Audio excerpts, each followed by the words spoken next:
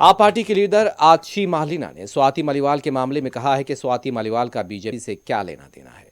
Media से बात करते हुए आतिशी मालिना ने कहा, यह बीजेपी का फार्मूला है। बीजेपी अपोजिशन लीडर्स के खिलाफ ईडी, सीबीआई और पुलिस के जरिए केस दर्ज कराती है। उन्होंने बताया कि स्वाति मालीवाल के खिलाफ महकमा इंसदाद रिश्वत की तरफ से केस दर्ज किया गया था। ये केस दिल्ली विमेंस कमीशन में गैरकानूनी तकर्रुरात के सिलसिले में दर्ज किया गया था। कई सालों से केस दर्ज चल रहा था और इस केस से बचने के लिए भी स्वाति मालीवाल बीजेपी का मोहरा बनी हुई है।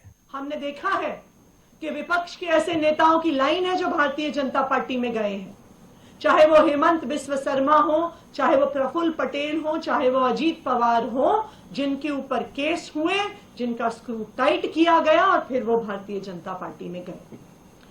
उसी तरह से स्वाति मालीवाल जी पर भी भारतीय जनता पार्टी की एंटी करप्शन ब्यूरो ने एक केस किया हुआ था।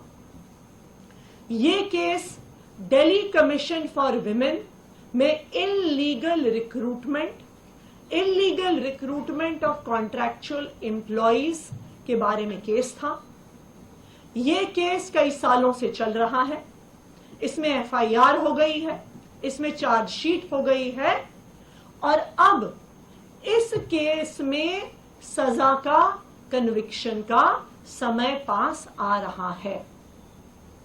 हमारा यह मानना है कि इसी केस को आधार बनाकर, जेल की धमकी देकर, सजा की धमकी देकर स्वाति मालीवाल जी पर दबाव बनाया जा रहा है, उनको इस षड्यंत्र का हिस्सा बनाया जा रहा है, क्योंकि ये भारतीय जनता पार्टी का स्टैंडर्ड ऑपरेटिंग प्रोसीजर है, number 1। Number 2, Bharatiya Janata party का इन्वॉल्वमेंट कैसे दिख रहा है, उनकी पूरी मशीनरी एमएचए से दिल्ली पुलिस तक कैसे काम कर रही है, उसका दूसरा प्रमाण कल 30 हजारी कोर्ट के सामने आया।